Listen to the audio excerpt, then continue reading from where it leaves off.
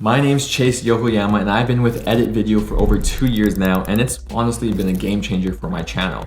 Having someone handle the editing means I could actually focus on the content side of things, the ideas, the filming, the strategy, instead of being stuck in post-production all day trying to get a video out. And the thing is, long-form YouTube content takes a lot of work to put together, and they just handle that. Great communication throughout the whole process, no chasing anyone down, no wondering where things are at. They deliver exactly what I ask for, and the quality is consistently good. I'm not sending back a ton of revisions every time.